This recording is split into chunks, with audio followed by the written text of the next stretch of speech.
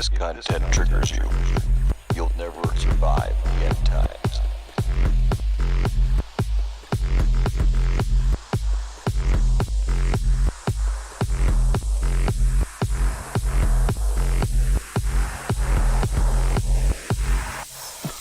The Deep End.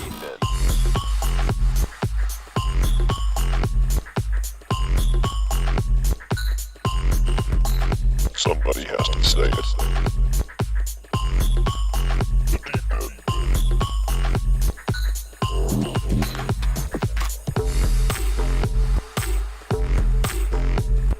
Get intimately acquainted with the gospel of your salvation.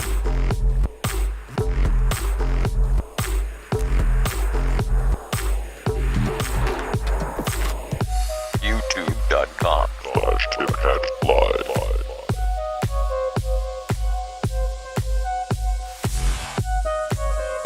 Scripture says that light shined in the darkness, and the darkness did not overcome it.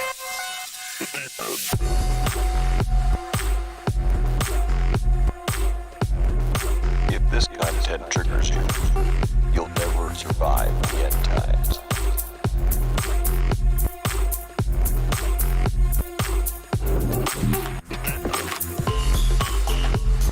We're so scared of offending people who don't believe in Jesus. Oh, what will I think?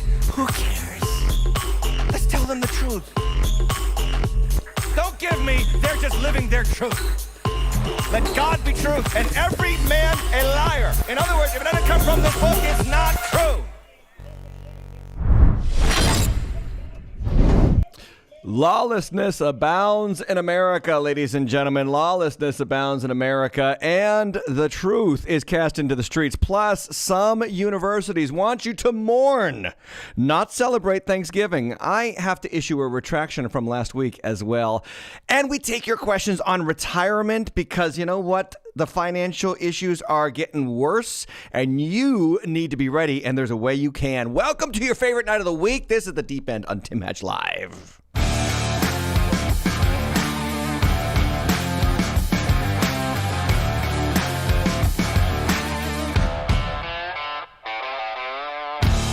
Yes, welcome everybody. I am so glad that you're here. I am in the studio alone. I have no one helping me this week, and it is by God's grace that we got this show up and running. This is awesome. I'm learning as I go, and usually I have my producer, Michael, who is always on hand to help me. Hi, Michael, if you're watching from vacation. He took vacation. I mean, honestly, who does that now? Have a happy Thanksgiving, Michael. This is The Deep End, Season 5, Episode 11, and I'm excited for this content. You know, the world is getting crazier and crazier, guys.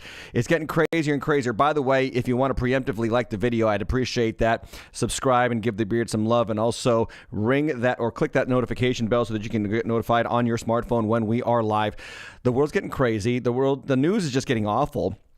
A domestic terror attack in Wisconsin 2 days ago, mass theft in Chicago, San Francisco, a horrific beating in New York City. You are about to also enjoy the most expensive Thanksgiving meal you've ever had. And all the federal government wants to do is force you to get vaccinated or lose your job. That's the news. Let's get to it. Deep End News. News and views that don't make us news. Yeah, Deep End News. So I got to start with my home state of Massachusetts, the capital of Massachusetts, not to be outdone by the sexual progressive liberal lunatics of the Pacific Northwest in the city of Portland. Boston, Massachusetts, my home state's capital, has decided, you're not going to believe this, to give those who kill their unborn children 12 weeks of paid leave.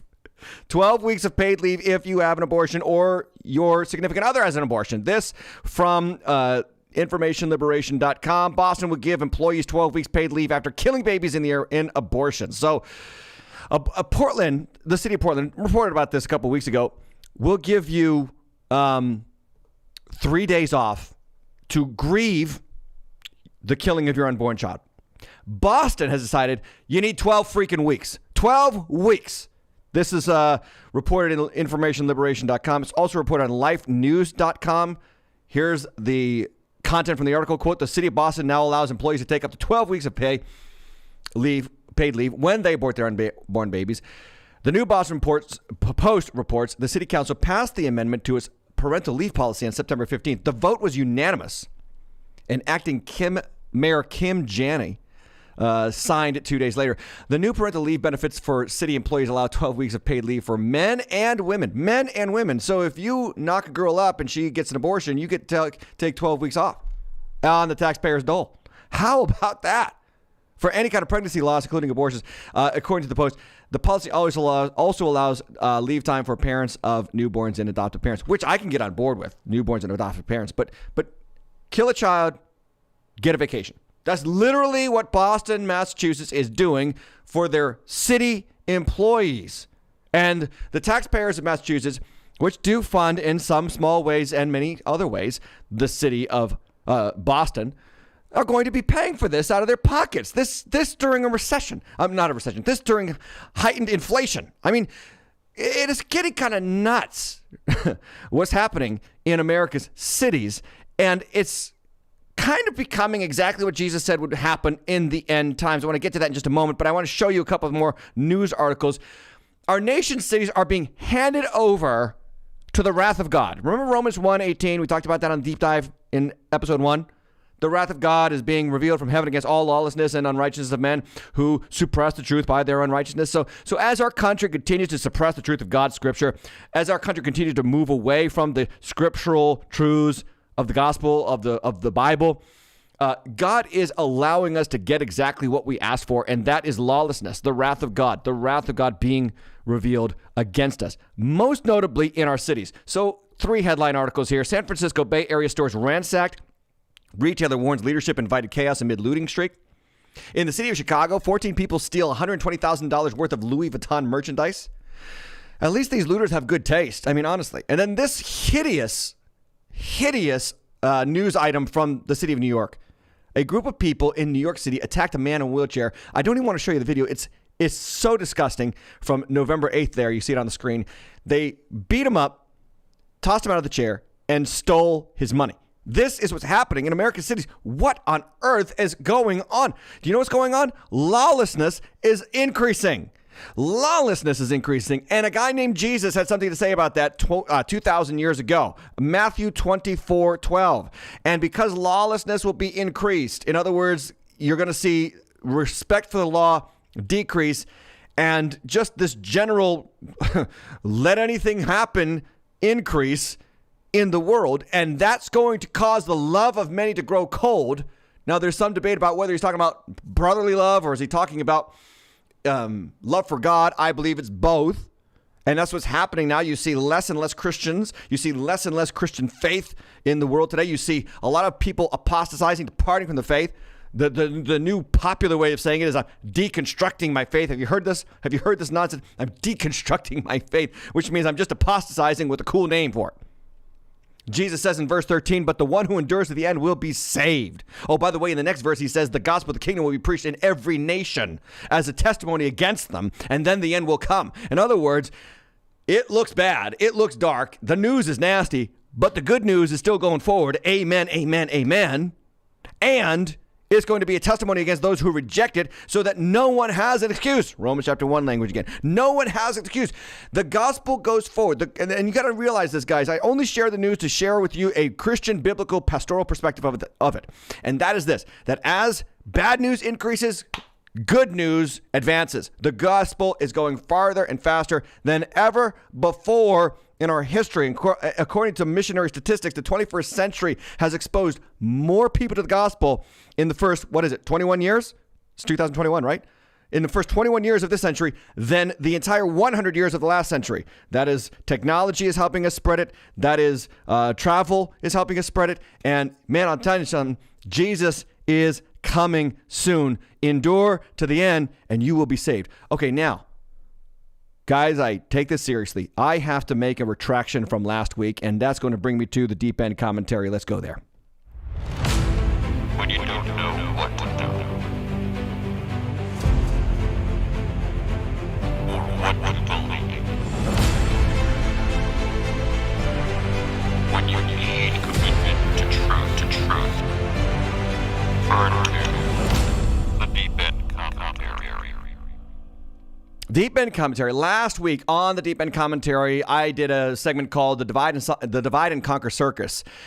And I said that there are two things happening in our news cycle right now that really don't matter about our country, and we need to unite, not divide. Those two things were Aaron Rodgers, the quarterback for Green Bay, his vaccination status, which I still don't care about, and the Kyle Rittenhouse trial, which I want to say emphatically I was wrong about. Last week I said don't worry about it. It's irrelevant to your life. It is absolutely relevant to your life. And I need to do a commentary called The Truth Matters. I, your humble correspondent, am retracting my statement from last week. And the reason why is because this trial of Kyle Rittenhouse, this guy that I didn't even know, I wasn't even paying attention, has exposed everything that's wrong with our country right now. I want to quote from a New York Post article. The central media narrative was that Kyle Rittenhouse is a white supremacist whose mother drove him across state lines with an AR-15 to shoot Black Lives Matter protesters. All lies, all lies. I have to retract my statement because I am a white dude, and I was buying the narrative, and I didn't even realize it. I was misinformed, and this is why you've got to do your own research and get your own facts. In fact, my brother-in-law, who works in secular work, was talking about this, that he had a lady who he works with immediately after the verdict came out. She said, what do you think about the trial? What do you think about the verdict? And he wanted to press her for where was she going to be on the side of this whole thing. And he said, I just thought to myself, don't tell her what you think. Ask her if she watched the trial. He said, did you watch the trial? She said, no. So then he got her information about what she thought, and she thought the exact opposite of the truth. Because there was a narrative that was pushed upon the country, a narrative that was pushed upon me. I was even misinformed. And this is bad. You've got to do your own research because there are liars abounding in our country like never before. I thought that Kyle Rittenhouse carried the rifle across state lines to go and protest or to go and fight the protesters willfully. I was wrong about that. I was wrong about the idea that a 17-year-old was not allowed by law in the state of Wisconsin to carry a rifle. That too is false. It is perfectly legal for a 17-year-old to carry a rifle in the state of Wisconsin. I thought he shot and killed black people. Wrong. He shot 3 white guys. All 3 of them were attacking him, one with a pistol. And the guy testified with the pistol on the stand that he held the pistol to Kyle Rittenhouse's face before Kyle Rittenhouse shot him. I thought that Jacob Blake, the one over whom all the riots were first started in Kenosha, was an unarmed black man and was dead. Wrong. He's alive. He was resisting arrest, and he was brandishing a knife against the police who were trying to arrest him for a crime he was in the midst of committing. I thought that Kyle was in Kenosha on a vigilante event. No, his father lived in the city. He lived with his father. And then I also thought that Kyle was the only one armed. He was not. Rioters and looters were armed as well. I thought that Kyle shot peaceful protesters. No, it was a mob. People were chasing him down the street, and one of them, Joseph Rosenbaum, was a convicted child molester on multiple counts. Multiple counts of child molestation. Joseph Rosenbaum. Oh, and by the way, he also started a dumpster fire and pushed the dumpster fire into a crowd. I literally saw the video myself. By the way, some said the judge was biased because he didn't let the prosecutors refer to the dead as quote-unquote victims. And that's nothing new in the judicial process. That's actually a pretty standard procedure to protect the accused from presumed guilt, because if you call the dead people victims, it makes the person being accused already guilty. By the way, do you know where that procedure started, where they stopped referring to the dead people in these trials as victims? You know where it started? You'll never believe this. In the Kobe Bryant rape trial of 2003. But no one screamed about that woman's victimhood status being ripped from her as he was on trial for his life. That's just a few of the factual errors that I was wrong about. And you know what, guys? When I'm wrong, and I will admit it. I thought so many things about this case that were totally false. And I didn't pay attention. And if you didn't pay attention, I guarantee you think that the wrong verdict was handed out last week. His exoneration does matter. It is incredibly important for the future of our country and the establishment and the vindication of the Second Amendment, the right to defend yourself. If somebody's pointing a gun at you, and I know there's Christians out there that think, oh yeah, Jesus said turn the other cheek. Look, they didn't have any rights. Jesus was talking to Jewish people who did not have any rights under the Roman government. They had no legal right to protect themselves. So Jesus said, if they slap you across the face, turn the other cheek. Because that's the best way that you can use your non-rights to validate your humanity before this person. Oh, and by the way, there's also some who interpret it that when you strike someone, when they struck a Jew across the face, his face would go like this, his face would go left to right. And so by turning the other cheek, you were actually turning it this way, which was a way of saying greeting. People would put their hand on your cheek on this side to suggest that you were equals. So there's another interpretation of that passage that by turning the other cheek, you're saying to that Roman centurion who thinks he has the legal right to slap you and treat you like you were subhuman, no, actually, we are equals. It was actually a political statement. This idea that we shouldn't defend ourselves, man, that's nonsense. Remember, that cost Mike Dukakis the presidency, basically, when they asked him in that debate in 88, if your wife was brutally raped and murdered, would you be in favor of the death penalty? And he very coldly answered, no. You have a right to defend yourself. And the liars are abounding, guys, and it matters. I give you the example of Kamala Harris, who went to visit Jacob Blake in the hospital. Mind you, a convicted felon, Jacob Blake, in the hospital last night. This is one night after 5 families lost loved ones in a massacre as a domestic terrorist drove his SUV through a Christmas parade in Waukesha the night before. 5 families in Wisconsin are mourning their death of their loved ones. Oh, by the way, and 41 plus others are injured as a result of that massacre from Waukesha, Wisconsin, 2 nights ago. And what does Kamala Harris do? She goes and visits Jacob Blake, not the innocent people who suffered in that massacre. And of course, celebrities had to chime in. Reese Witherspoon woke up this morning thinking about every mother, father, brother, sister, friend who has lost someone who says this gun finds in America. And then there was no justice for their pain. This is a disgrace. I mean, the ignorance of the elite is frustrating. Mark Ruffalo, who plays the Hulk and is as dumb as the Hulk in real life, said, we come together to mourn the lives lost to the same systemic racist system, or the same racist system that devalues black lives and devalued the life of Anthony and JoJo. Hashtag reimagine Kenosha. He literally called Joseph Rosenbaum a convicted child molester by a pet named JoJo. Ugh. Who? These people, like Ricky Gervais famously said at the Golden Globes yesterday, they have less education than Greta Thunberg. I mean, honestly. And then the president has to chime in. First, he's asked in an interview, and it's on video, what do you think about the verdict? And he says, I stand by the jury's verdict. That's what he said in the interview. Well, his handlers got a hold of him, and they issued a statement literally hours later where he said, quote, while the verdict in Kenosha will leave many Americans feeling angry and concerned, myself included, we must acknowledge that the jury has spoken. So he's angry and frustrated. He's angry and concerned. But just hours before, he's like, no, I stand by the verdict. Which just proves that this guy is not actually in charge. There's someone behind the scenes pulling the strings on this guy. Unbelievable. And then the media continues to lie to you, and carry the narrative. And even now, after the verdict, they're still carrying the narrative forward. That he was a white supremacist bent on vigilante justice and trying to shoot black people. And so now they're actually calling on the federal government to prosecute him because the state government didn't do its job. This narrative has been foisted upon you, and if you did not pay attention, you are a victim of lies. And by the way, I don't know if you did hear about that horrific tragedy in Waukesha, Wisconsin. 2 nights ago, I think it was. And I hate to say it, and I only say this for one reason, which I will get to. An angry black BLM supporting sex offending black man drove an SUV through a Christmas parade and killed 5 people intentionally, just miles away from Kenosha, Wisconsin. And the only reason why I bring up his color is because CNN had this headline on their website yesterday. Quote, there's nothing more frightening in America today than an angry white man. Talk about being out of touch with the times. And secondly, talk about being absolutely divisive and undermining of American unity. Today it's okay to vilify white people. You can't put any other color in that sentence and get away with it today. But you can totally do it toward white people. I am not in favor of identifying the color of anyone who does anything wrong.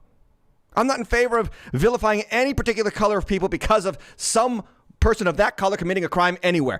It is unconscionable to me that our news media outlets are so able to get away with lying on a regular basis and misleading for the sake of narrative to, I don't know, reshape our country to what it never, ever was aimed to be.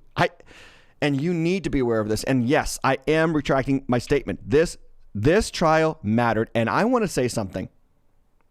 You should be glad.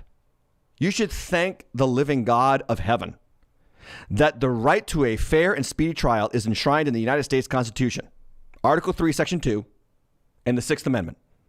And I don't know how long it's going to be around. I really don't know how long it's going to be around.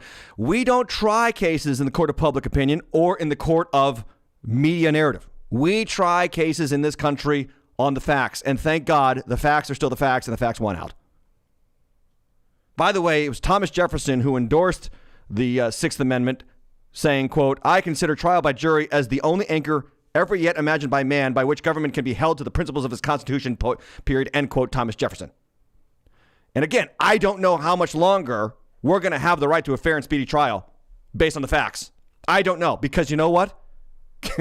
The most ironic thing happening right now is that Thomas Jefferson, who helped shape the Constitution of the United States, who helped actually put the Constitution together, his statues are coming down in our country right now. New York City Hall just took down the statue of Thomas Jefferson. Why? Because he owned slaves. Because he did what 95% of human beings did, white, black, all over the world, in every generation of the world, up to that moment, up until the Civil War, literally. Now he is to be branded as a bigot and vilified throughout human history for that. And I wonder, when are we going to disregard and destroy and remove his contributions to human civilization? By the way, it's kind of ironic that another example of the news lying to you, back in 2017, after Charlottesville, after that horrible tragedy in Charlottesville, the news was bending over backwards to correct President Trump's assertion that if statues of Confederates come down, eventually Jefferson and Washington will come down as well. And this is from NBC News' Twitter account, why statues of George Washington and Thomas Jefferson aren't, quote unquote, next, as President Trump suggested. I mean, they bent over backwards to prove President Trump wrong. 4 years later, he's 100% right. He's 100% right. The statues of our founders are coming down because they committed the crime of not having the information that we have and not living in the generation that we do. Man, I can't wait until 150 years from now when those people are tearing down statues of Harvey Milk and Margaret Sanger and other hideous representations of this generation, because the truth will eventually come out. I can't wait until Planned Parenthood is vilified in this country because they supported and celebrated and profited off of the killing of the unborn. Because eventually the truth's going to come out, and we're going to see that those people in the womb are also people. And 150 years from now, the canceling is going to come back to bite all these people who are canceling all the people that they feel so morally superior to 150 years ago. This is important, guys, because as Christians, listen, truth matters. Truth matters. Proverbs 6:16. I quoted this chapter last week, and I want to quote it again. There are 6 things the Lord hates. 7 are an abomination to him. Last week we talked about one who sows discord among the brothers. I want to talk about that second one. Haughty eyes. Number 2, a lying tongue. God hates liars. God hates lying tongues. Please hear the scripture. And hands that shed innocent blood. Abortionists. I mean, this is our world. And you've got to be aware of this. You've got to be aware of this because you're being lied to on such a regular basis that if you don't know it, you are accepting it. You're embracing lies, and you're going to make decisions, and you're going to have opinions that are rooted in falsehoods. Nobody really wants that, right? You don't want to have opinions rooted in falsehoods, do you? You need to have the truth. Jesus said the truth will set you free. Jesus said, I am the truth. God loves truth. And sometimes truth hurts and sometimes truth pinches, but we still need truth. I always say to my church, if I go to the doctor and I've got cancer and I've got a cut on my finger, and he's more worried about the cut on my finger than the cancer in my body, but he doesn't want to hurt me with the truth, that's not a good doctor. We need to expose the lying liars. And that brings me to another lie that's being foisted upon you. It's Thanksgiving in 2 days. Woohoo, Thanksgiving. Yeah, right. Our annual feast of family, football, food. The holiday that should remind us of the greatness of this country, the goodness of this country. But chances are, if you attend a college or university, I'm sure you're being taught to hate this country. And while this country has a number of blemishes on its past, most notably slavery, Jim Crow, the Trail of Tears, among others, perhaps, and this is just me, as the weather gets colder and the days get shorter and darker, maybe we need to focus on good things, not bad things in this country. Maybe leave Thanksgiving alone and just enjoy the day, right? Well, nope, not if you're a college student. This from Fox News, Thanksgiving myth, universities ask whether Americans should reconsider the holiday as a, quote, day of mourning. I kid you not. By the way, did you know that this year marks the 400th anniversary of the first Thanksgiving feast in New England, 1621, with the Pilgrims and the Native Americans? 400 years. Well, the holiday had a good run, didn't it? 400 years. Now it's under attack. First, they came for Columbus Day. And eventually, they're going to wipe out all the happy days. Every happy day, except for Harvey Milk's birthday, is going to be banished from the record. Seriously, that's where we are headed. That's where we are headed as a country. This is from the article. Several American universities are participating in an event asking whether Americans should, quote, reconsider the Thanksgiving holiday. The alumni associations of the University of Maryland, Florida Gulf Coast University, Washington State University, University of Central Arkansas, Hiram College in Ohio, and California University, Long Beach are participating in this event. The article goes on and says, starting in 1970, many Americans led by indigenous protesters believe that Thanksgiving should be rededicated as a national day of mourning to reflect the centuries-long displacement and persecution of Native Americans. The recent shift from Columbus Day to Indigenous Peoples Day reflects a changing national mood. The description of the event states, should Americans reconsider Thanksgiving when wrestling with our country's complicated past? Okay. Should we just take the happiest day of the year? I mean, doesn't turkey and stuffing and cranberry sauce make you happy? Doesn't football and laying on the couch and just enjoying family and friends, doesn't that make you happy? Doesn't that help alleviate some of the fact that you're headed into winter? Like that you're headed into bad weather, that you're headed into darkness? I mean, doesn't that help? There's a reason why holidays are scheduled when they are. I mean, this is happening, by the way, as depression amongst Americans is at an all-time high. I give you this chart. I found this research on the average share of adults reporting symptoms of anxiety disorder or depressive disorder. January 2019, 11% of Americans were reporting anxiety or depressive disorder. January 2019. Well, give them a worldwide pandemic and a contentious political election, and then you give them the race riots of the summer of 2020, and then the vaccine mandates and the vaccine fights and all that kind of stuff. And 1 year later, or 2 years later, January 2021, 41% of Americans are depressed or anxious. 41%, up from 11%, almost quadruple. And by the way, for those of you who are paying attention who are young to this channel, and I know you're out there and I know you listen to us, the share of adults reporting symptoms of anxiety or depressive disorder during the COVID-19 pandemic are highest amongst those who are 18 to 24. 56, over half of 18 to 24-year-olds in this country right now are reporting symptoms of anxiety or depression. Over half, 1 and 2. I can't believe this. And now they want to take away Thanksgiving from you. Now they want to take away a happy day from you because you know what? That's what the devil loves to do. He loves to lie to you and keep you depressed and keep you sad and mourning because he knows the joy of the Lord is your strength. He knows that if you're celebrating things, then you'll have serotonin levels boosted in your body. You'll have a happiness mood in your body and things will be better.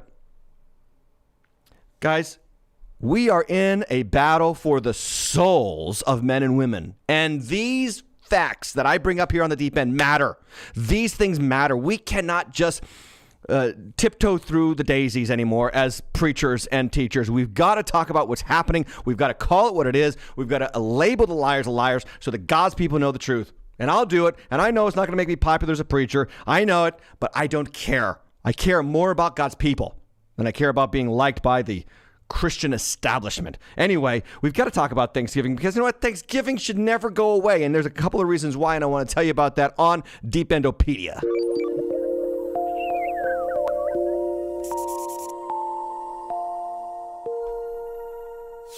Okay, Deependopedia, the facts of Thanksgiving. We're going to talk about that, the facts of Thanksgiving, because Thanksgiving is under attack just like Columbus Day is.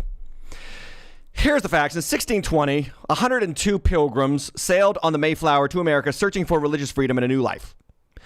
Within 6 months, half of them were dead. Why? Because they made the fatal mistake of landing in New England and not Virginia.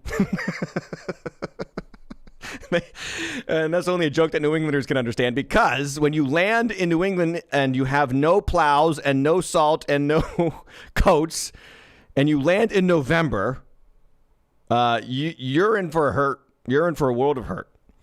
And they did not survive well in that first winter. Half of them were dead. So what happened was the natives actually helped the pilgrims learn how to farm. A native named Squanto, who should always be revered, helped the pilgrims learn how to plant corn and other important vegetables, how to farm the soil. And so then the next year, 1621, they actually had a fruitful bounty and they celebrated with a meal. Now, that was not, now listen to me very carefully because these are the facts. That was not the start of Thanksgiving. I have bad news for people who think that we've been celebrating this for 400 years. We have not. That was just a meal that they shared to say thanks for the productive harvest that they had after a hard winter in which half of the pilgrims died. By the way, there's a lot of misinformation about the state of the Native Americans when the pilgrims showed up. Did you know, for instance, that there was a plague that had swept across the entire New England region just before the pilgrims showed up from 1616 to 1619?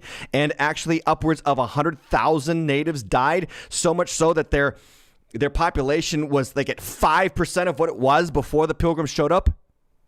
This is why some people believe it was God's timing to bring the pilgrims at that moment, because the population had dwindled so terribly. There was room for new people to move in. Anyway, some also believe, and this is, again, misinformation, lies, that the Native Americans were living in complete harmony with the world. You know what they were like? They were like the blue people in James Cameron's Avatar movie. They were, sticking their little things into the horses and riding them into the sunset, and everybody was happy and everybody was at peace and nobody was killing each other. Wrong, wrong, wrong, wrong. The Aztecs, a year before the Pilgrims got there, had just slaughtered 70,000 of their enemies in worship of the sun god. The native tribes here were constantly at war. That's another fact. And the Wampanoags aligned with the Pilgrim settlers only as an opportunity for military security against their enemies. Chief Massasoit figured that one out. By the way, the life expectancy of the Native Americans was around 35 years, which means that your leaders, your community leaders at that time were about 20 years old. By the way, 20-year-olds should not be in charge of communities. They should not be they should not be national or governmental leaders because they're hard-headed and they're heated. So they fight and they war. That's why the life expectancy was so short. You'd either die in war or die of plague or die of disease. A lot of things that the British colonialists brought was medicines, life-saving medicines, scientific advancements that brought life to the community. Not death. Everybody who hates British colonialism, by the way, has a completely biased view of human history. British colonialism, I know it had a lot of faults. I understand that. But it also brought a lot of good to wherever it went. It brought common law. It brought life-saving medicine. It brought scientific advancements. It brought Christianity, in many respects, to these places. A number of years ago, a guy named John Chow went to a remote village in an island off the shore of India, and he was trying to witness to them, trying to share Christ with this very violent, very sheltered group of people. I forget the name of them. And he was shot down by arrows and left for dead. And then everybody broke out and said, see, Christian colonizer, see, imperialist. And they were lumping this poor kid in with all the British colonialism evils of the 16 to 1700s. Well, around the same time, a news article came out about a girl that had escaped that very village. And she escaped because she was marked for death. She was going to be executed by the village because, according to the village, if you were lame, if you had a broken bone, you would be executed because you were of no use to the society. She escaped for her life because she had a broken leg. And to anybody who thinks that colonialism is all evil and we need to rid the world of all of its vestiges, you are completely misinformed and ignorant of the facts. What should we do when these girls are suffering like that under the laws of these remote and isolated villages, when their lives are at stake if they sprain their ankle? Should we step in or should we not? Do we care about women's lives or do we not? Anyway, I'm off topic. Let me get back. The life expectancy was about 35 years. For 50 years, there was peace, total peace between the natives and the pilgrims. Did you know that? I know there's this image because of the universities and colleges today that the colonialists, the pilgrims, got off the boat with guns blazing, killing all the natives. Let's kill them all and take their land. No. In fact, did you know that most of the land that was transferred from the natives to the European settlers was actually purchased by the European settlers at agreed upon prices? And the records of those exchanges are in the Library of Congress today. We have 187 some odd documents documenting the sale of the land. Anyway, there's 50 years of peace. And then King Philip War broke out. King Philip, was a native chief.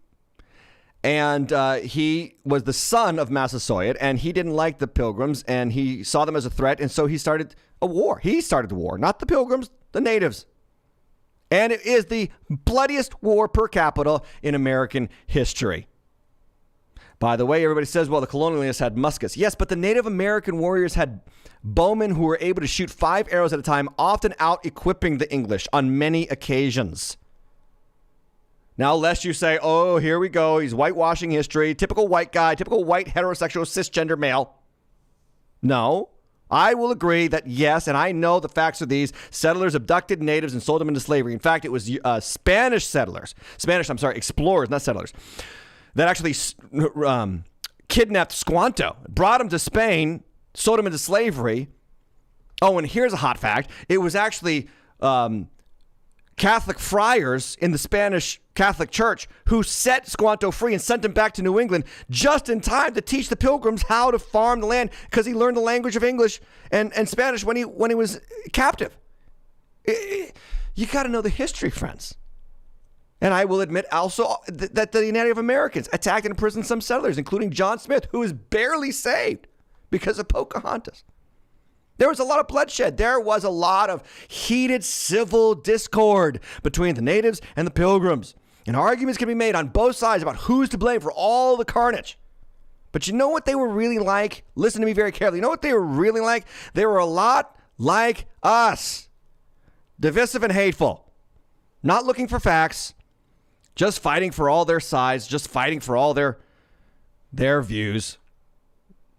Philip Cruz in the chat says, yes, Squanto was a Christian. True fact. Yes, he was a Christian. By the way, if you want a great resource for all of these facts that I'm sharing with you, look up this book, Nathaniel Philbrick's book, Mayflower, Voyage, Community, and War, New York Times bestseller. It is a fantastic read, easy read, and filled with documented evidence of what I'm sharing with you now.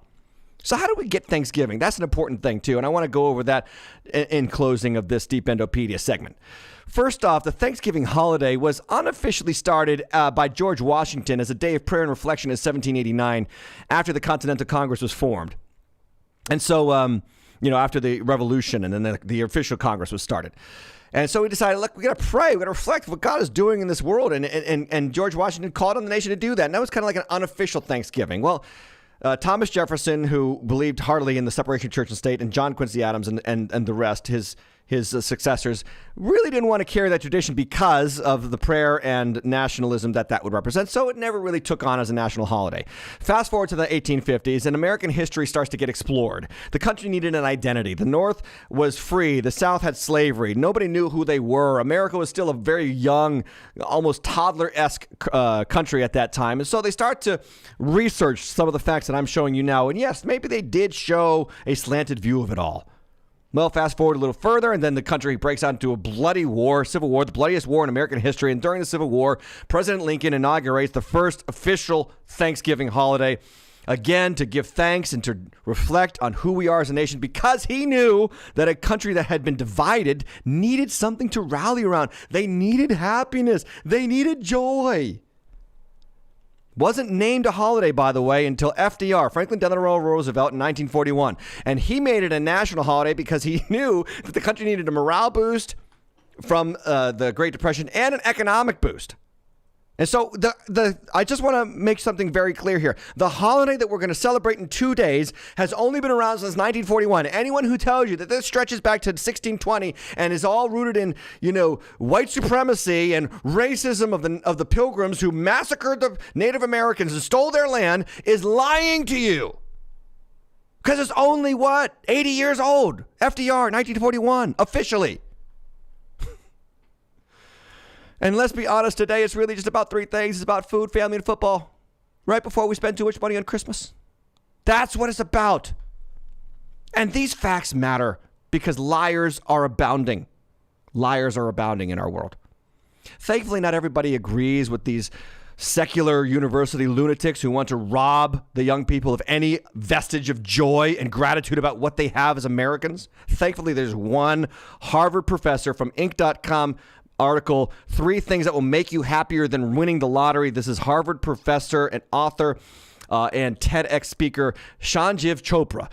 He explains the science of happiness in this article. I encourage you to look it up. We'll put it in the show notes down below. 3 things that'll make you happy. He says, number 1, purpose, having a purpose to your life. Number 2, giving. Giving, not taking. Giving, not getting, actually makes you happier. Gee, who said that? Oh, yeah, Jesus. And gratitude. Being thankful. If we turn Thanksgiving into a national day of mourning, the depression rates are only going to skyrocket. The suicide rates are only going to skyrocket. The lack of purpose and morale amongst our youngest citizens is only going to skyrocket. And this country is in for a world of hurt if it doesn't get its act together and start teaching its young people that not everything is racist. Not everything is evil. I mean, seriously. 1 Thessalonians 5:18, give thanks in all circumstance, for this is the will of God for you in Christ Jesus. Give thanks as an American. I give you permission, and the Bible gives you permission. Give thanks in 2 days. By the way, don't wait till 2 days. Give thanks now. Give thanks even in your troubles. Do you know why? Because God is working even in the midst of your troubles. All right? I hope I've cleared that up. I hope that I've helped you, and I hope I pointed you in the right direction so that you can fight against the lying liars that are out to just depress you and destroy who we are. Shifting gears, and we're going to get to a special guest in just a moment, but I just want to tell you, it's the most expensive, wonderful time of the year. It's the most expensive Christmas and Thanksgiving you will ever have. Yes, why? Because inflation is not going away. Janet Yellen came on this news a couple days ago. She said, yep, it's here to stay. It's not going to get better. It's going to get worse, actually. The USDA reports that turkey inventories are 24% lower this year than the last 3 years. A turkey that was $35 last year is $70 this year. That is double. The Farm Bureau reports that the cost of an average Thanksgiving meal is up 14% this year as opposed to last year. That's because the dollar is getting less and less valuable because our country keeps printing free money for people. Even dinner rolls. Dinner rolls are not avoiding the tragedy. They are up 15% from last year. Pie crusts up 20% from last year. God help you, those of you who are buying groceries for Thanksgiving. This from CNN Business, not a lie, surprisingly. Dollar Tree hikes prices 25%. Most items will now cost $1.25. So I guess it's no longer the Dollar Tree. Now it's the $1.25 tree. This is because of inflation. So prices are going up, ladies and gentlemen, and you need to be ready for it. And I have a special guest with me today, and we're going to talk about retirement because it's not about what your country does or what society does. It's about what you do because you are a child of God, and God has a way of blessing his people in any season and in any generation. You just need to do life his way. So I got a special guest, and that brings me to Deependonomics.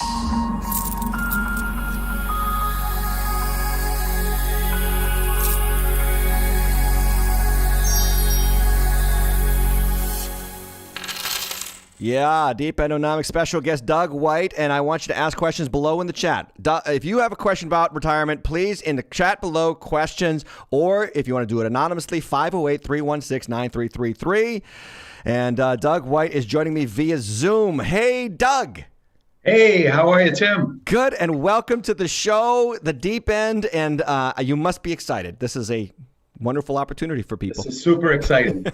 Can't wait. Doug is a good friend. I want to give you his bio. He's been working with individuals and businesses since 1985 in the retirement business. He's a registered representative and holds licenses to sell a variety of investments and insurance products. He is dedicated to developing lasting relationships with his clients and believes in helping them assess their financial goals, participating in the management of their finances, and creating personalized programs that provide roadmaps toward a more independent financial future. He runs Douglas D. White Financial Services and Insurance, and he offers tax management, investment management, retirement strategies, estate conservation, insurance, and annuity products. So much to say about you, Doug. You are well-versed in all that we're going to talk about today, and I want to do the deep end because I love helping people. I don't want to just unload on people about how bad things are. I want to give them tools on how to live godly and prosperously in whatever season that they're in. And inflation is a serious problem, and finances are a problem for many people because of the cost of goods is going up so high.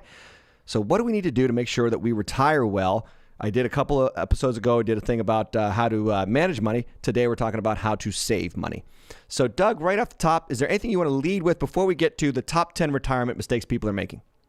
1985 makes me sound very old. Yeah, it does. Yeah, but you look good. You look young.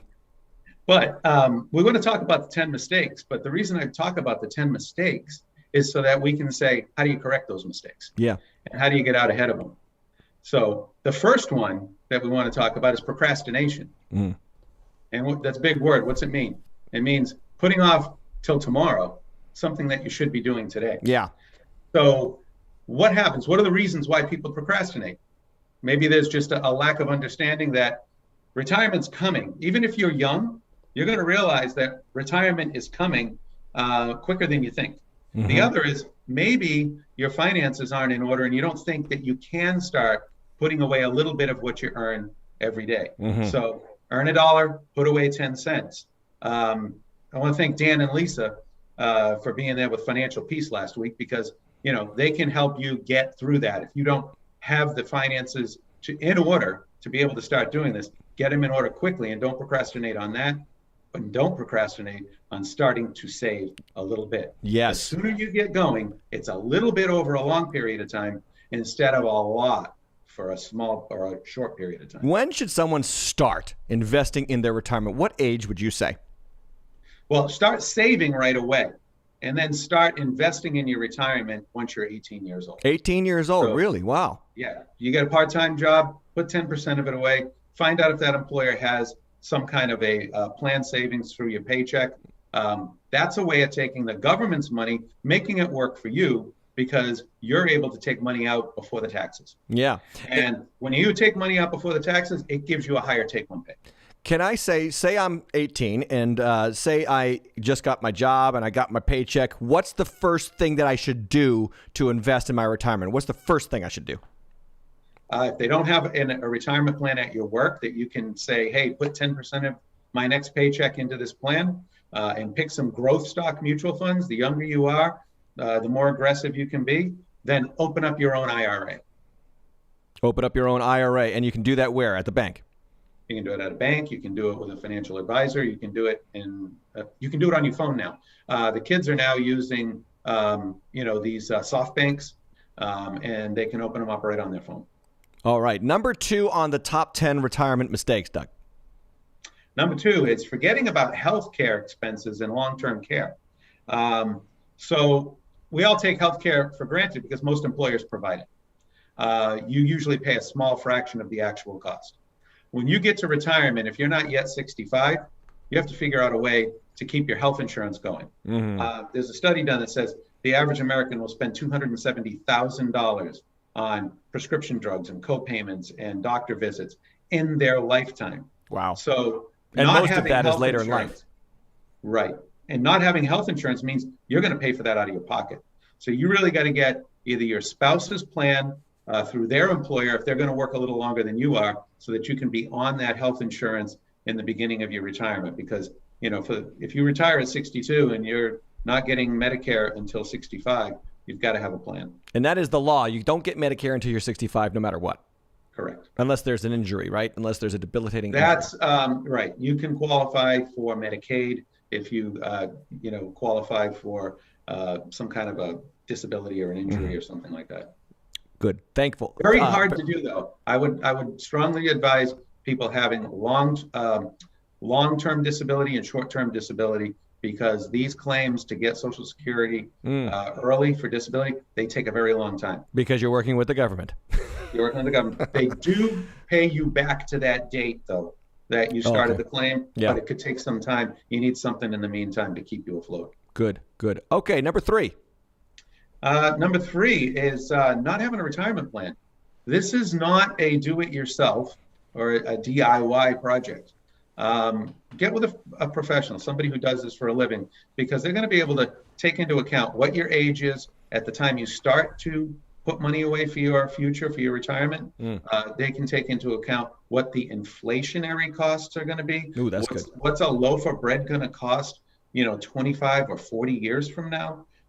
What's gas going to cost 25 or 40 years from now? What are homes going to cost? So your expenses have to kind of be in line with what your target is.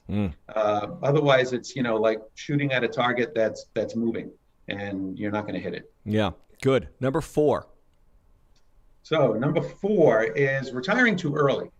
You run into a lot of people who say, half of them will say, I'm never going to stop working. And the other half will say, I'm going to retire as soon as I can. Well, retiring too early can be dangerous, because if you haven't accumulated enough of a capital account to carry you through retirement, then you're going to run out of money at some point. And, that's a bad place to be, and have to go back to work when you're older. Is there an age that you recommend, Doug, for people to retire? I would recommend 66 to 67, because although Social Security is not the mainstay of your retirement, it's meant to be a supplement. It's when you get the highest amount of that supplement. When Social Security is a private, a personal insurance amount is established, and it's at the fullest amount at age 66 for some people, 67 for others. Depends on your birth date. And you were telling me about what what is Social Security in terms of dollar amount per month? Yeah, so right now, if you're an individual, the average is about $1,500 a month. Now that's not much. $18,000 a year. That's not very much. No. You can't live on that. A couple is getting about $2,500 a month, or about $30,000 a year.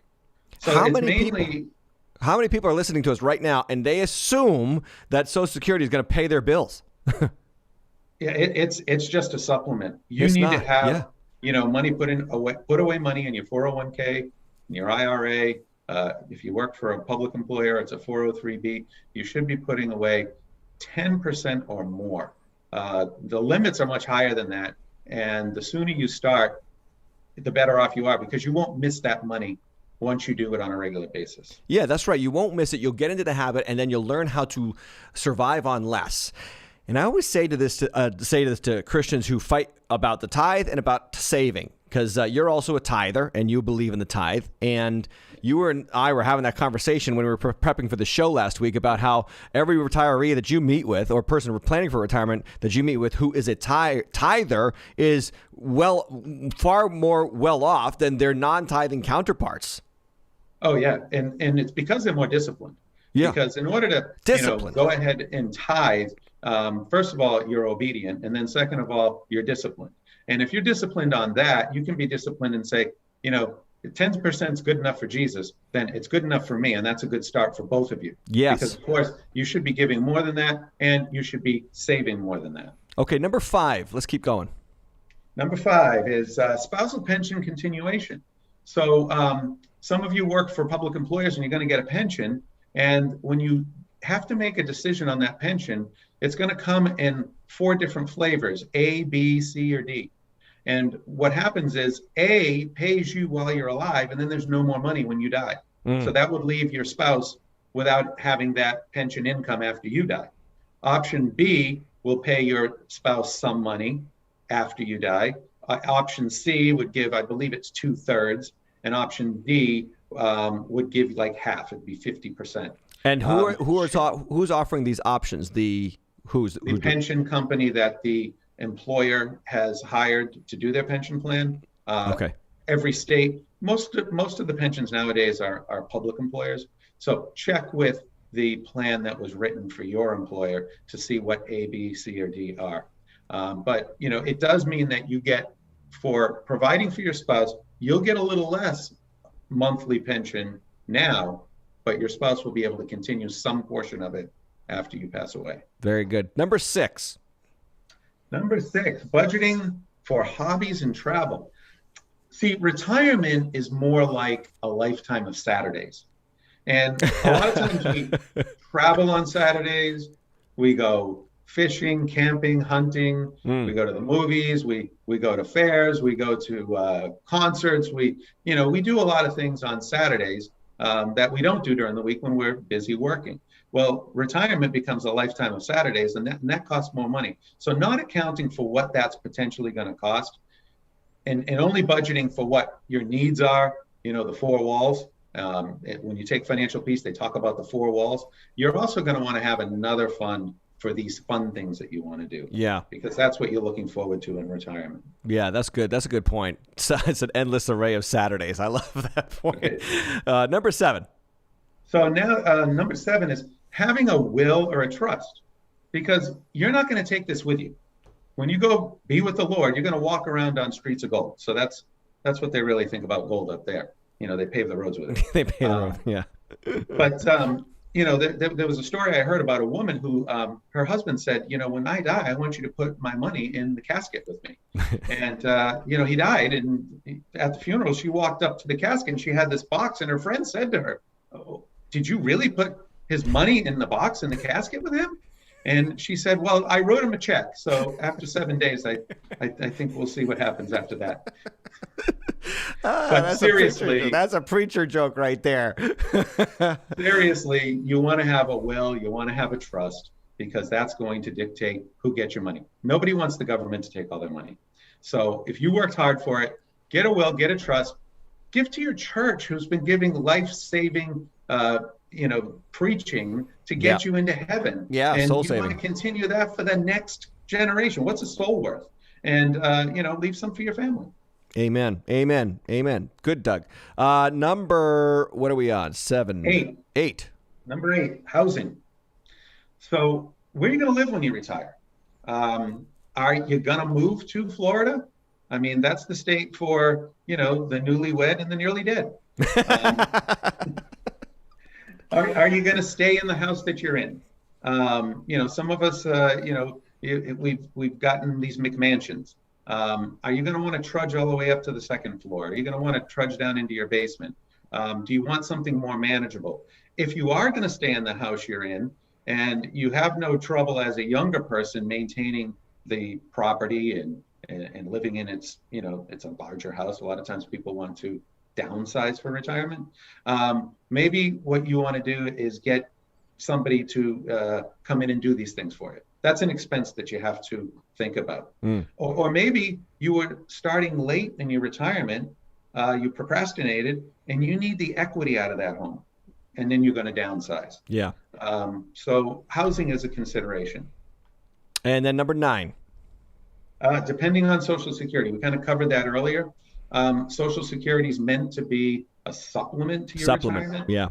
It's not meant to be the retirement. But just one thing, if you retire early at 62 and you're on that 18,000 average of annual income, and you go out and you continue to work because that's not enough and you didn't save enough, they're going to take some of that money back when you file your taxes, because you're not at the unlimited earning state at age 62. At age 66, you get the higher amount, but you can also earn as much as you want, and they don't take it back. Oh. And if you wait till 66, you might want to consider waiting just a little longer and going to age 70, because the difference between 66 and 70 is an 8% increase on the amount that Social Security will pay you each year that you wait through age 70. So again, the important thing is don't take it as soon as you can get it. I wouldn't take it as soon as I could get it, no. And as usual, as is, throughout Scripture, patience pays. Right. Yeah. Don't rush into good. Thank you for that. I wonder how many people are going to, I can get Social Security. Let me just take it. And then they're robbing themselves. There are two things, reverse mortgages and taking Social Security early. Oh Only yeah, should be reverse done. Can you just talk to that reverse mortgages? Because I see the commercials all the time. These are, this is bilking old people of their money. It is, yeah, because what they're doing is they're giving you some money now, and then what's going to end up happening is they're going to own your home, and they're going to take your home from your family, when you pass away. Yeah. Now, is it always a bad idea? If you're one of those procrastinators, if you're one of those people that all you have is Social Security, you may need to start taking Social Security at 62 because you have no other options, or you may have to use the reverse mortgage because you have no other options. But discuss it with a financial advisor before you do it, because most of the time it's a bad idea. Oh, good. Thank you for that. And then number 10, finishing it up. Managing for cost of living adjustments. So when you retire, it used to be back in the day when our parents were retiring that they would probably maybe live to 70 to 74 years old, and they wouldn't be retired very long. Well, now with the advancements in technology and health and just medical technology, people are living, well into their 90s. Yeah. Average age is now up to 80 to 84. Yeah. So that means with the average being that there's a lot of people outliving that. So that means that you're going to be around longer on your retirement, and in some cases, as long as your career was. And you need to have planned for the fact that the cost of living is going to continue to go up after retirement. So it's not just having enough, hey, I arrived at retirement. It's I need to have enough to sustain myself throughout that period of time. One other thing, retirement means a lot of different things to a lot of different people. Does it mean that you're going to get the Barca Lounger and you're going to play golf every day and you're not going to work anymore? Well, for some people, maybe it is, but you got to save a lot of money for that. Some are going to continue to be passive employed. Maybe they're going to do some, consulting on the side. And maybe that's what they see as retirement. And maybe you're just going to keep working and let your retirement dollars just be a supplement to your income. So it means different things to different people. Okay, and so he's on for a few more moments with us. I want you to get your questions below. There are some questions in the chat already. If you have any retirement questions, guys, please don't hesitate to ask them. 508-316-9333. Text the question if you want to be anonymous. Doug is going to hang out with us for as long as your questions come in to a point, I'm sure, because he wants to get ready for his own Thanksgiving. But we've got some questions, and I'm going to put the chat here up on the screen. And I would like to start with I guess we only have a couple questions. Let's get this one from Kelly, who says, what should, and this is a good question, a stay-at-home mom do that doesn't have work history to help them with retirement? What would you say to that? Do the budgeting in the household. Make sure that you're getting the best deal on whatever you're spending your money on. That's the best way that you can contribute, is kind of hold the line on the spending so that it's always in line with what your income is. And so what would she do, though? I think the question is about what would she do with retirement or for retirement to help save for that? The spouse doesn't have to be working. So if one of the spouses is at home, and nowadays it could be the man or the woman, you do still have a spousal retirement through the IRA program, and you can still put a family maximum away. So right now the limit is $6,500, and it's $7,000 if you're over 50 years old. And both partners can do it, even if one's not working. So that would be a total of $14,000 a year that can be put away for retirement. That's not a small chunk of change there. No, but you can do up to that. You don't have to do all of it. Right. Okay, next question. Let's see. What about SSDI? Yeah, so that's the disability for Social Security. Okay. So we were talking about that earlier. Some people can get on Social Security earlier if they have a disability. Now, that would be at the reduced rate for the quarters that they've already paid in. And when they get on SSDI, they will continue to be on SSDI for the rest of their retirement. Okay, so what do they have to do? Really nothing? If you're deemed disabled and the claim is accepted from the Social Security Administration, then you will receive SSDI payments for the rest of your life. Okay, good. Thank you for that, Doug. That's a great answer. And then let's get back to the chat here. And we have, where's the chat button? There we go. If you have to take spouse Social Security benefits, when should I switch to my own, which will be less? So you have a family maximum on Social Security. So you will actually benefit from the spouse that was earning more. And then you'll get that family amount. And then when that spouse passes away, it's going to be the higher of the family or your own. So if your own was higher, you'll get that. If your own was lower, then you'll get the family benefit.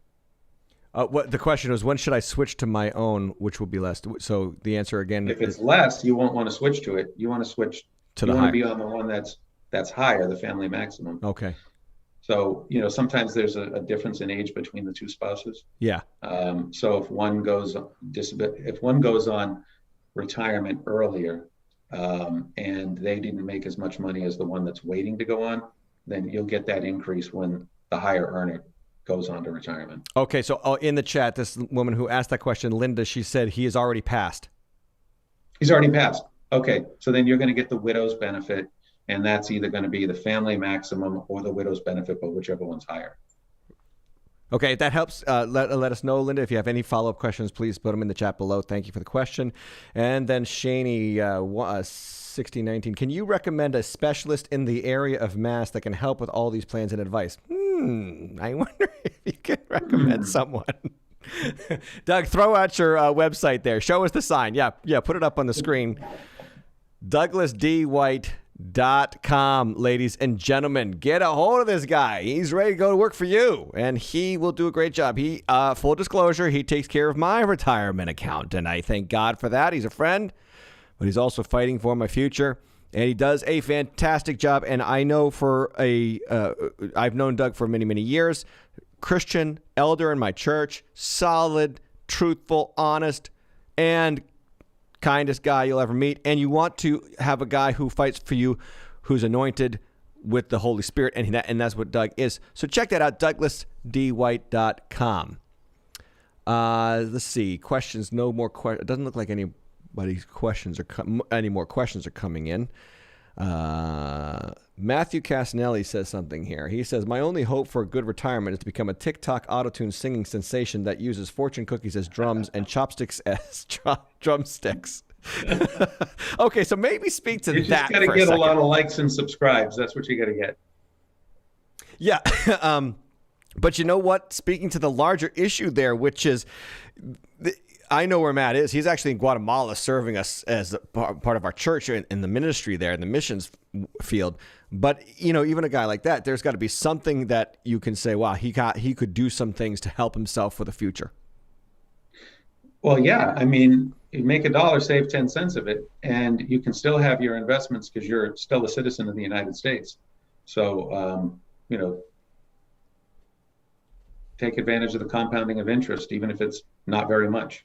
Yeah. Okay. So we have some some anonymous questions that have come up, and I'm getting them texted to me now.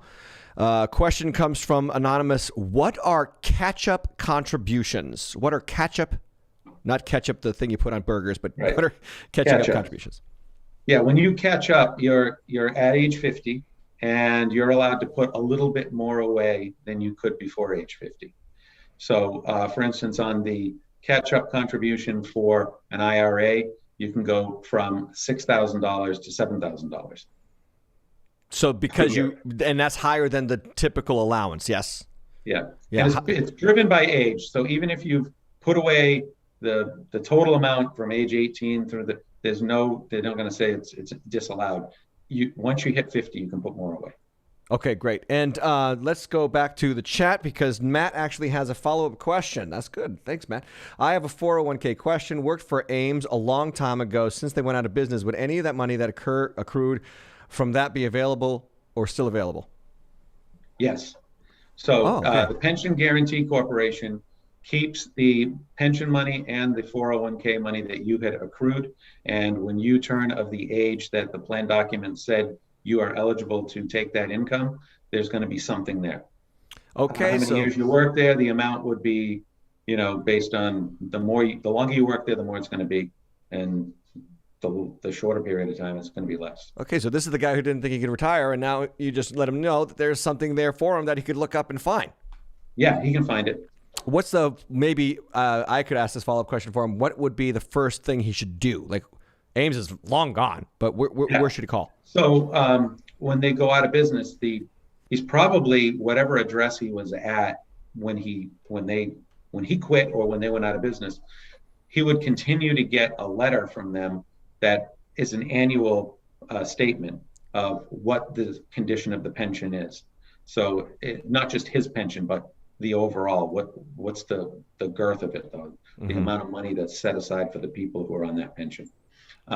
So if they don't know where he lives, they probably haven't been putting it out there. If you send me an email, I will find out how to contact the Pension Guarantee Corporation, which is kind of a government organization that is like the police, the rules and the regulations for pension companies. What's your email, Doug? Just so that everybody can. Do you want to put that out there? Yeah, dwight@sagepointadvisor.com. If our go to my website, and you can contact me through there, where you can do comments right on the website. So give us that email again. Maybe Kelly can put it in the chat for us down below. Say it again. dwight@sagepointadvisor.com. dwight@sagepointadvisor.com. Some more questions coming in from the chat. Here we go. Coco Drillo says, what investment firm, example Edward Jones, would you consider your favorite? Investment firm that I would consider my favorite would have to be Sage Point Financial, because that's the broker dealer that I clear through. Oh, makes sense. And Edward Jones is a good company. Edward Jones is a good company. Okay. And then Shaney, again, follow-up question. What if you are a resident and not a citizen? What should the residents do differently? If you're a resident but not a citizen, I don't know if I understand the question. But you live in the country, but I'm imagining this is someone who is undocumented. Okay. If you're working with a social security number or a, what do they call them? They give them a tax ID. You would be able to open a savings account. There are some rules, though, on accounts that are going to be under the securities industry, but there are things that you can invest in, even if it's not going to be securities related. Okay, and maybe an email. Securities are mutual funds, stocks, things like that. And maybe an email to you just so she can maybe get more information in your hands and you can direct. Yeah, because I can find some things that are legal for you to invest in. Great. All right, another question from Anonymous. And this person says, hi, I have a question for Doug White. And what happens if you're already 67 years old and you never did any of those recommended things? What should you do? What can I do at age 67? I'm already on Social Security. I don't have enough to make all those changes. Thank you. I appreciate the answer. And I think this is Elaine on the chat as well. So she went public with the question. So 67, didn't do any financial planning, living on Social Security. Is it too late to make any adjustments? Well, if you're able to work, you can supplement your income unlimited at 67.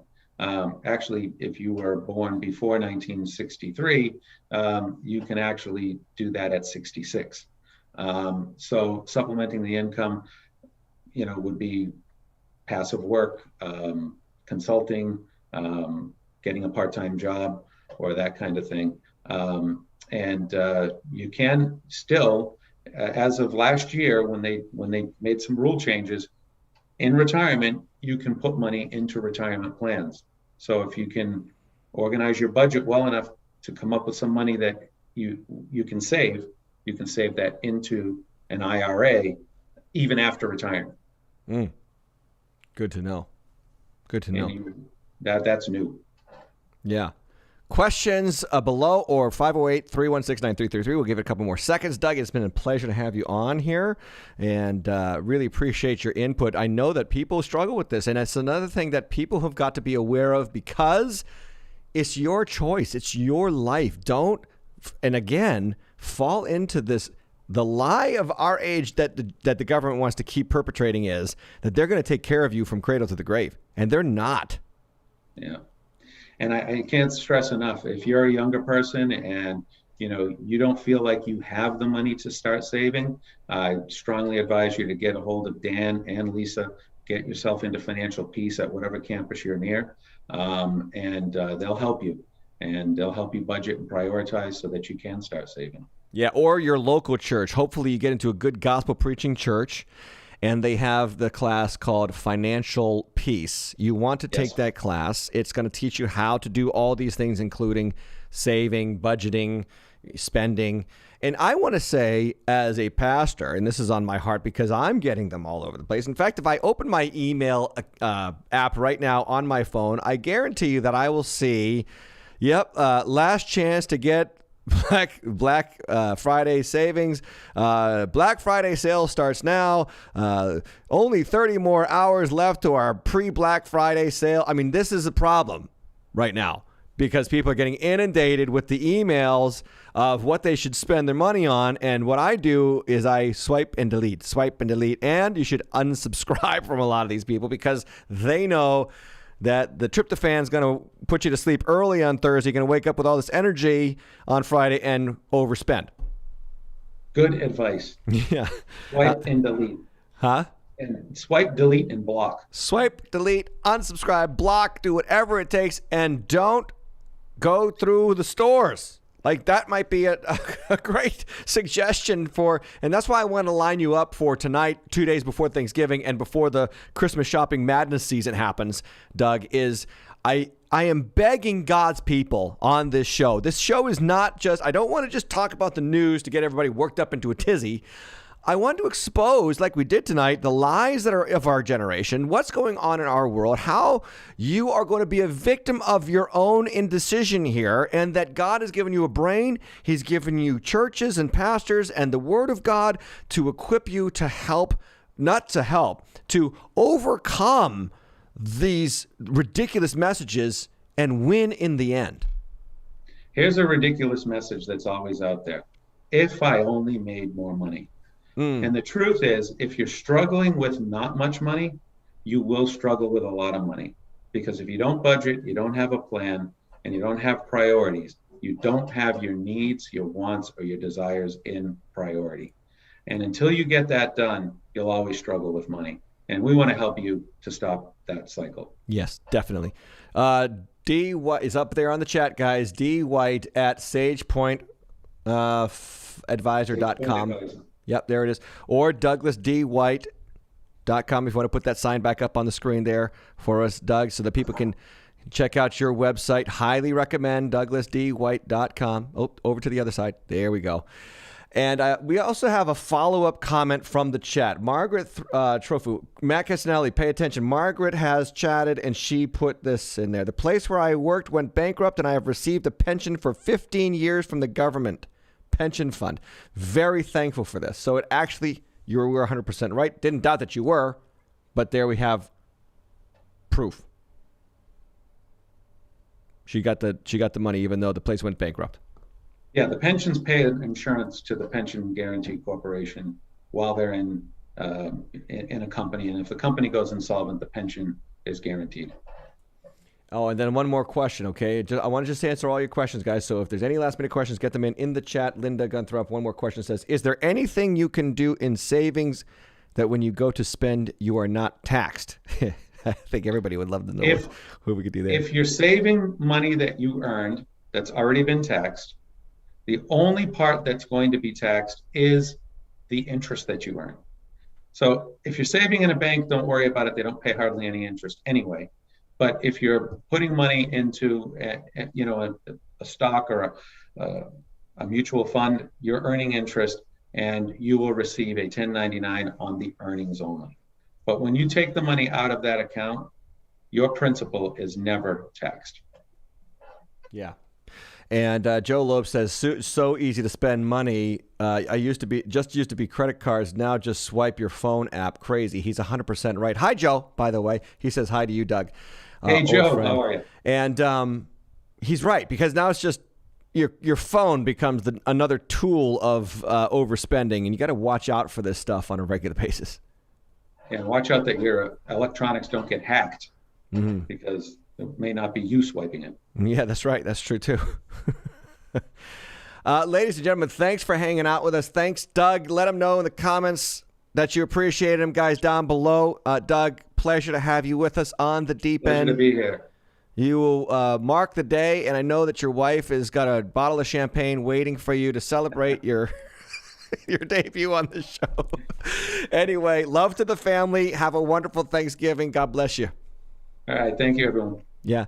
Thanks for joining us, guys, tonight. I want to just let you know, sad news for closing out this episode, but there is no deep dive tomorrow night with me. It is the night before Thanksgiving, and if you don't mind, I'd like to rest and spend some time relaxing before the holiday, because I got a lot of eating to do the next day. How about you? It's been awesome being with you guys. Make sure that you support the channel if you can. Please don't over-support, as we just talked about. But if you can, it would be appreciated. All your support helps us pay for the Rumble account, which we need to keep alive before YouTube deplatforms us. And then Tim Hatch Live has swag. And again, I didn't want to do this, but I did it. Doggone it. My book only costs $13, so you can afford that. Anyway, timhatchlive.com, timhatchlive / or @, and that's how you can follow all the content. The Deep End will be back next Tuesday night.